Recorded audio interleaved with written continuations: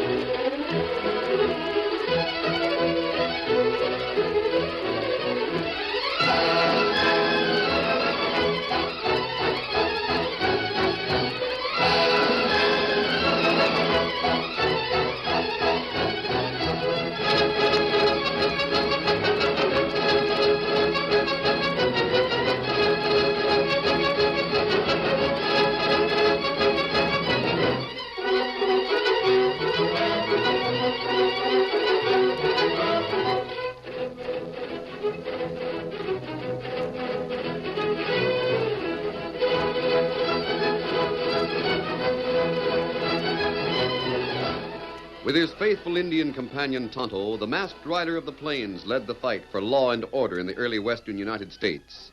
The stories of his strength and courage, his daring and resourcefulness have come down to us through the generations. And nowhere in the pages of history can one find a greater champion of justice. Return with us now to those thrilling days of yesteryear. From out of the past come the thundering hoofbeats of the great horse Silver. The Lone Ranger rides again. Come on, Silver. There's danger on the trail ahead. I'll Silver!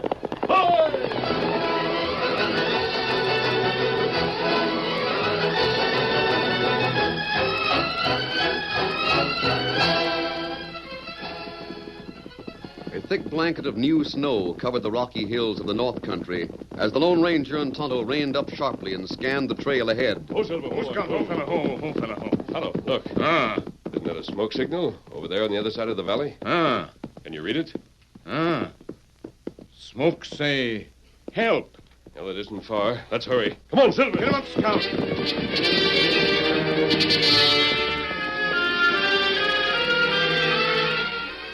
The Lone Ranger and Tonto were in the copper mining region, where mountains pierced the clouds just south of the Canadian border. The country where the mighty Missouri River started with innumerable feeder streams. They had gone there on their longest manhunt, capturing the killer just after he had crossed the international boundary. The Lone Ranger and Tonto had met a 14-year-old boy named Daniel. There was something about this boy, who lived with a grandmother, that fired the imagination of the masked man and the Indian. Each time they saw Dan, they found new qualities like those of the Lone Ranger. Tonto, able to observe both Dan and the Lone Ranger, made no mention of the strange theories that stirred deep within him. There's the signal fire. Me see it. Tonto, that's our young friend. It's Dan. Here! Oh, Silver, hold on. Why, it's you. If all might have come, you saw my signals. You used the Indian code. This Blackfoot country. Me think maybe smoke signal from Indian. Oh, it was from an Indian. Oh, in a way. Now, what do you mean, Dan? Oh, come over here by the fire and I'll show you. Easy, big fella. Come on, fella. Look. An Indian. Blackfoot. Yes, he's hurt. Worse than that. He's been beaten so badly he's unconscious. I can't bring him to. Deep cuts on his scalp and shoulders. They've been bandaged pretty well. Oh, I did all I could. Then I signaled for help. You did a good job, Dan. I tried to. Very few people would stop to help an Indian as dirty and old as this one. Why not? Indians are people just like everybody else. I'm glad you feel that way. Tell me, where did you find him? Right here. Lying on the ground like this? No, he was tied to his horse. I followed him. You see, about an hour ago, I was riding along the canyon trail when I sighted some hoof prints in the snow.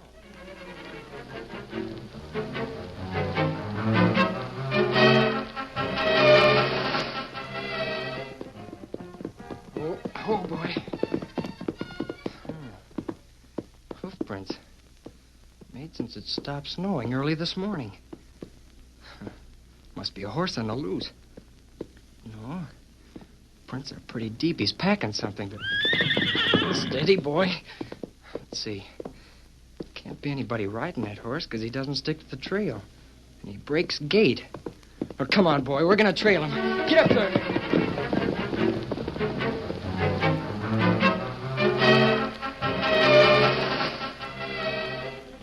I trailed him up here and found this Indian lashed to his back. The man had been beaten and tied there unconscious, just like he is now. Well, what happened to the horse? Well, I knew the pony was from the Blackfoot tribe, so I tied a note to his bridle and sent him back to the Indian camp. You sent a note to the Blackfoot tribe? What did you tell them? Well, just that one of their men was hurt and he was How here. long since this happened, then? About 30 minutes. Why, is something wrong? There might be. He's the third Blackfoot that's been cruelly beaten within the last 3 days. The other two got back to their camp, but they were dead. Dead? Murdered? Yes. Well, golly. Well, the Indians have gone on a warpath for less. I'm going to try to overtake that pony. Dan, who's the most important man in Copperville? Well, Mr. Martin. He owns a copper mine. Go to him right away. Tell him what's happened. There's danger of a Blackfoot uprising. Me ride with you? Well, I'll start right away. Good. Tonto, you stay with the Indian. Do what you can. If he regains consciousness, find out who injured him. Steady there. Steady, boy. Easy, Silver. Dan, I'll see you in Copperville. Right. Get there. Come on, Silver.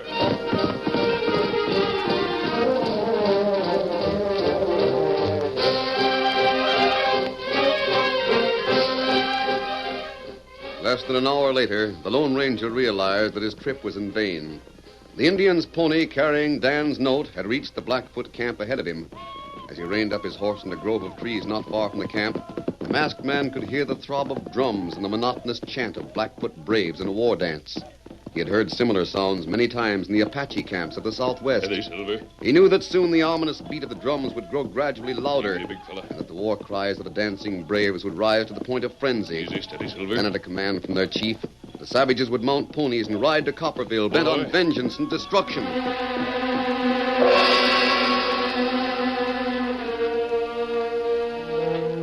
As the Lone Ranger pondered the problem of how he could prevent such a catastrophe, he was unaware that two men in Copperville were discussing the same subject. In a rough log shack near a small copper mine on the outskirts of town, Al Curry explained a plot to Jake Spode, his partner. You'll have to explain it to me again, Al. I don't see how we'll have the law on our side. The court will have to back us up on account of that law of the apex. I don't get it. All right. I'll go over the whole thing again. You know this mine of ours ain't worth the powder to blow it up, don't you? Sure. Fact is, I don't see why we bought it, even if it was cheap. I'm explaining that now, if you'll listen. All right. Right next to us, a man named Martin has the richest copper mine in the state. Now, how does that help us? We take it over. Legally. How? By demanding the court uphold the law of the apex. Now you're talking crazy again. No, I'm not.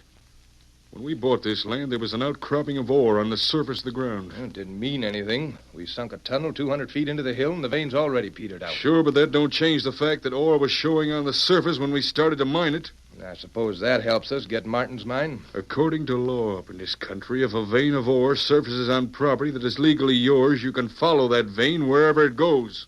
Even if it goes into Martin's mine? Sure. That's why they call it the law of the apex. Apex means top or surface. Well, I'll be... Now do you see what I mean? I suppose Martin's just going to sit still and do nothing while we're pulling this apex stuff. Of course he ain't. We've got to get some blasting powder down into our tunnel and blast through it to his mine. He must have 100 miners working for him. The minute they find out what we're doing, it'll take more than an apex law to save us. They'll be busy, and so will Martin. Busy? Doing what? Listen, Spode. What happens in this town whenever the Blackfeet or the Flatheads get riled up? Everybody hides out in Martin's mine. That's right. During an Indian raid with about 500 redskins yelling and shooting around here, nobody will be liable to hear any blasting underground. No, but how do you know there's... Oh.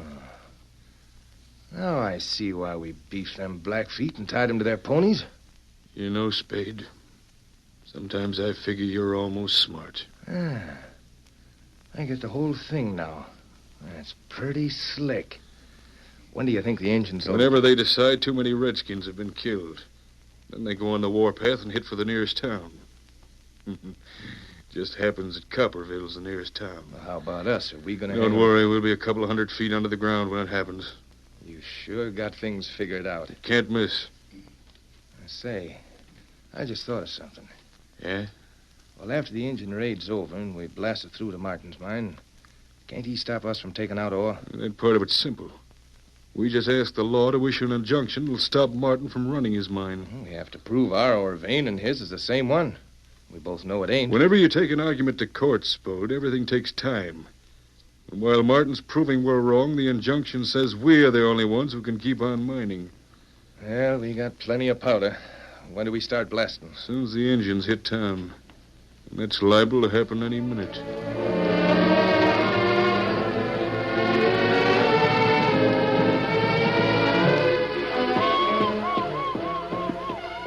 The Lone Ranger from a hill near the Blackfoot village watched the savage war dance increase in fury. Urged on by the cries of their medicine men, the Blackfoot braves now danced in an ever-widening circle that would soon touch the clearing where their horses were waiting. The Lone Ranger knew the half-crazed savages could not be stopped at this point. He saw the first Indian dart from the circle and fling himself astride a Mustang pony. He was followed by others in quick succession. Each wildly painted Blackfoot carried a rifle or a metal-pointed spear. There was a moment of confusion. Then the masked man heard a piercing yell. Louder than all the rest. It was the Blackfoot chief's command to ride. There was not a moment to lose. Come on, Silver! Though powerless to stop the frenzied Indians, the Lone Ranger raced ahead to warn and help the people of Copperville. It's up to you, Silver. Come on, big fella. I'll Silver! Away!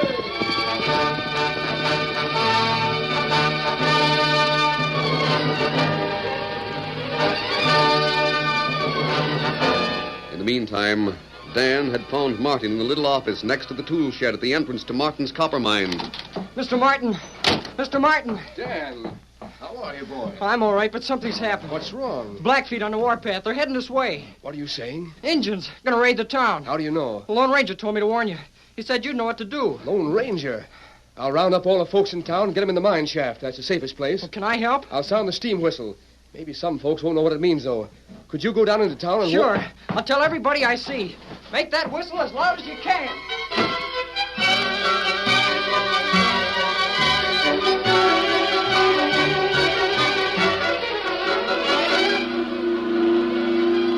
What's the idea of the mine whistle at this time of day? Injuns on the warpath. On the way now. Go to the mine.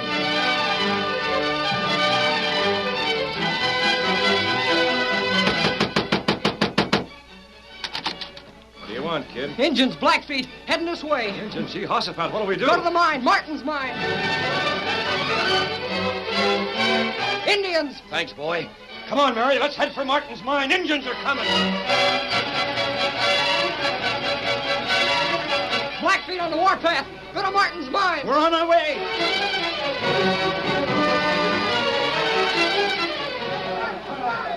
Hear that kid yelling, Al? Redskins are doing just what you figured they would. Sure, I knew they'd show up. Say, it ain't going to be very healthy around here. Let's get down in the mine. Wait, we're each packing a can of blasting powder. Here. I hope this stunt works. Just stop gabbing, let's go.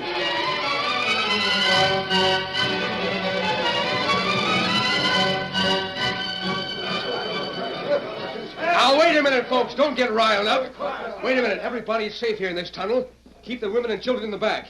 We've got plenty of men with Winchesters. Hey, look! A masked man. It's the Lone Ranger. Whoa. Did you get off the pony? Are the Blackfeet coming? Easy, boy. They're coming all right, as hard as they can ride. I can't understand it. We've always tried to be very friendly with the Blackfeet. Someone in Copperville isn't. 2 Indians have been murdered within the past 3 days. I'm sure that's the reason for this raid. Here they come, hundreds of them! Well, Martin, this means a fight. Yes, and we haven't a chance. An avalanche is nothing compared to Indians on the warpath.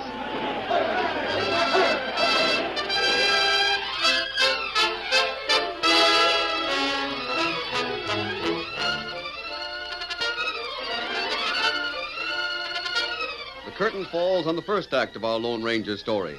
Before the next exciting scenes, please permit us to pause for just a few moments.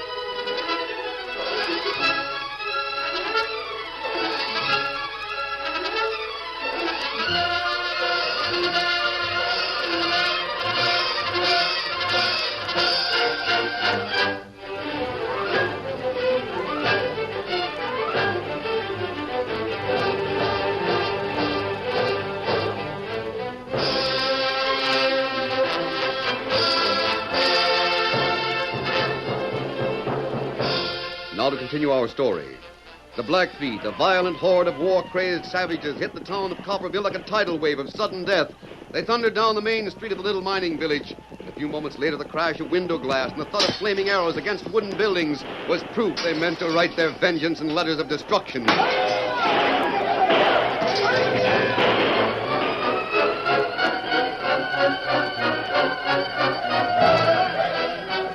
the meantime, Tonto had made every effort to revive the wounded Indian whom Dan had found on the trail. Here. Here, you drink. Let me help you. Yeah. Here, drink. You like? Drink more. Drink more. You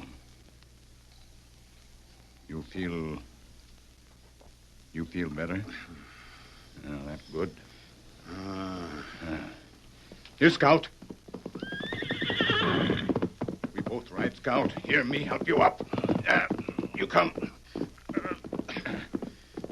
Good. Steady, Scout. Steady. Where we ride? To Copperville. Find Lone Ranger. Get him up, Scout.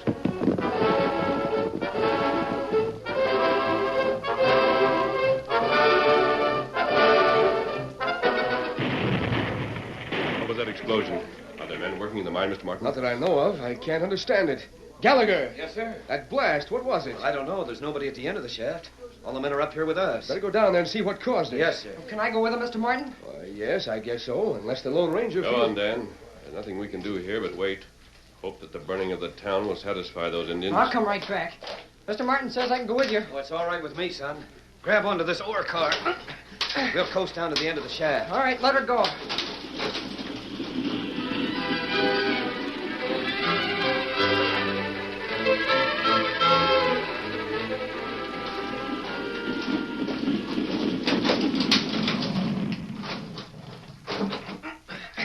Say, what's this? Was that part of the shaft? No, it's not.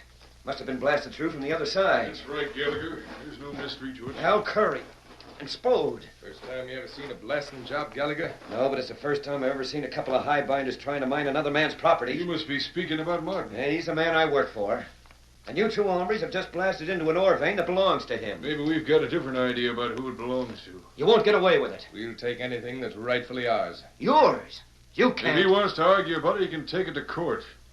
But he'll save himself a lot of trouble by looking up the law of the apex.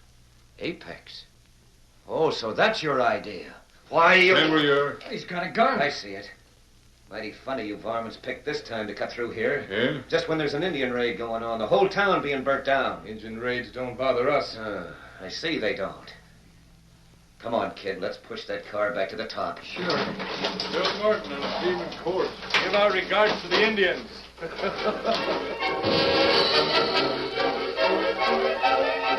As Tonto and the wounded Blackfoot Indian approached the town of Copperville, they were greeted by a strange sight.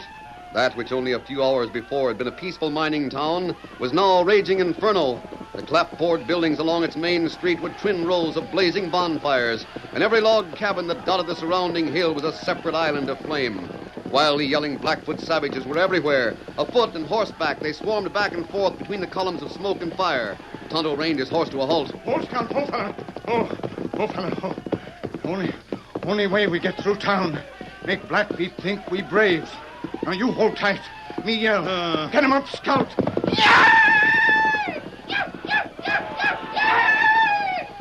In response to his master's urging, and even though he carried two men, Scout lunged forward at breakneck speed. In the confusion, Tonto depended upon speed and his wild yells to be taken for just another Blackfoot brave. They soon left the blazing town and marauding Indians far behind. Then he swung quickly onto the trail that led to Martin's mine.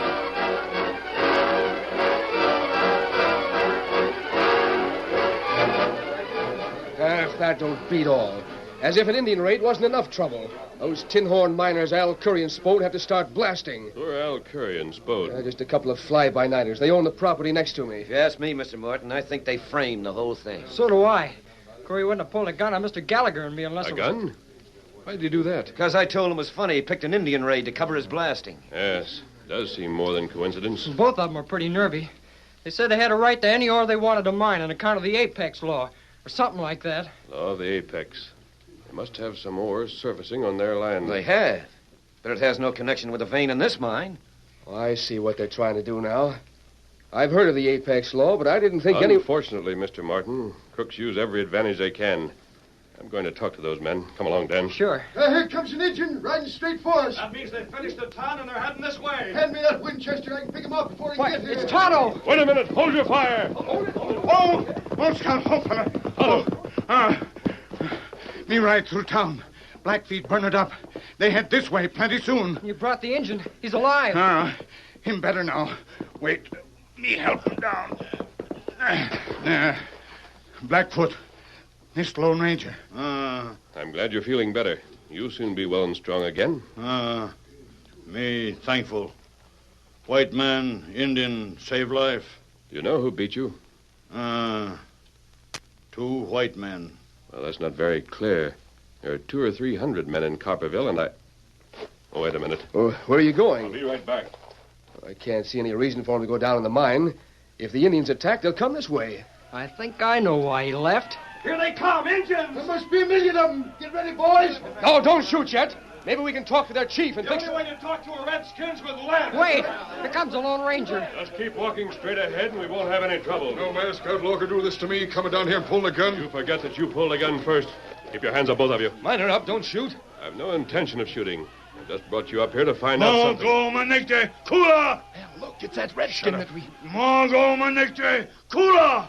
What's that Indian saying? Does anybody know? I know. I can understand Blackfoot. What is it? He says these are the men who beat him up.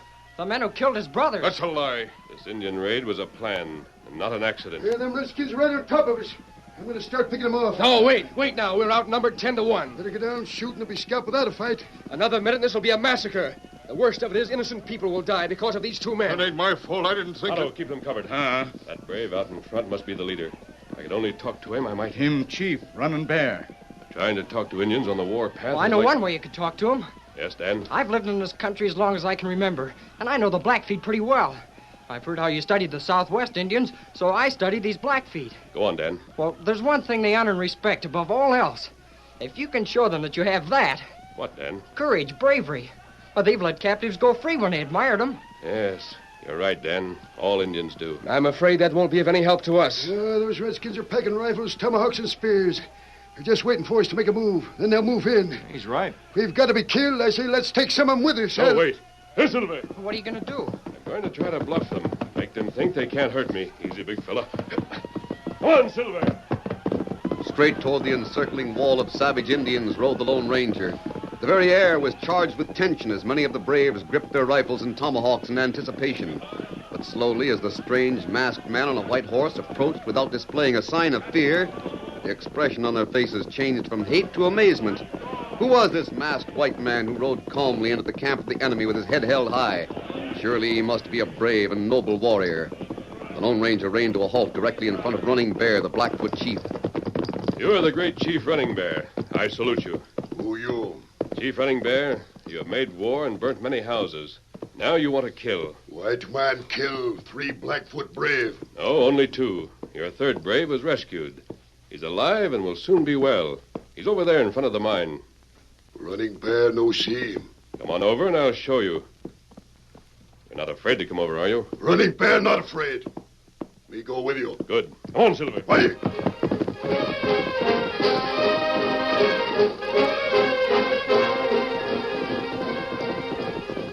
Oh, Silver. Oh, boy. Oh. There's your man, Chief. Right over there. Mani no ano. No olo manekte, ula bara dun muna. Blackfoot say, white man save life. That's right. Because we want to be friends with the Blackfeet, we ask that your braves go back to their camp. Only 2 of them are guilty of the crime, Chief. They're standing right here. That's a lie. Don't go telling them Redskins. Hurry. I'm going to give you a better chance than you deserve. If you'll admit to 2 murders, I'll ask Chief Running Bear to let the white man's justice take its course. If you keep on denying it, I'll turn you over to him. Indian justice for murder is far worse than death. Well, what do you say? We killed him. But don't let the Redskins get us. Chief, you've heard these men admit their guilt. You have my word that they'll receive swift justice in the white man's court. You understand? And will you order your braves back to their camp and let the white men who want peace rebuild their homes? You brave warrior. Running Bear believe. Blackfoot go. Walu, table! That's what I'd say was a close call. Mr. Martin, will you take charge of the prisoners and turn them over to the sheriff? I sure will. And with this Indian testifying against them, there isn't much doubt about the verdict. Are you ready, Tonto? Me We'll ready. be going. Bye, Dan. You're leaving for good? No, Dan, we're not. As a matter of fact, we may be around this country for some time. Oh, golly. That's great. Well, we didn't originally intend to stay long. Certain things have developed that will keep us here. I might need a lot of help from you. Well, Jiminy, you sure can count on me. Anything I can do, it doesn't matter what it is. Would you like to work with me? Oh, would I? Well, I'd sooner work with you than do anything in the world. Let me go with you. Not just yet, Dan. I'll let you know when I need you. Come on, Silver. Get him up, Scout. Otto, the more I see of that boy... Remember how he showed such interest in caring for that wounded Indian? Same interest like you. One day, long time ago, you find Tonto hurt bad. You take care of Tonto. And the boy's interest in the Indians and their habits made it possible to save a lot of lives. Kimosabe, I want to know more about Dan and his past. With each passing day, the Lone Ranger has more reason to admire and respect the boy, and Tonto has additional food for deep thought. Who is Dan? What is the story of his past? There are amazing things to come while the Lone Ranger rides in the high border country. Be sure to listen.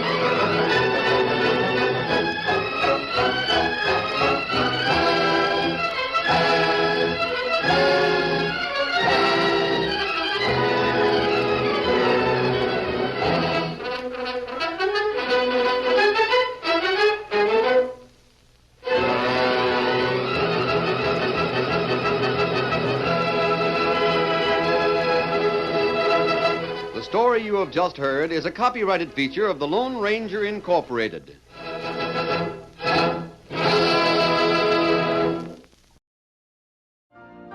You've been listening to the OTR Gold Network. Find more classic radio at otrgold.com.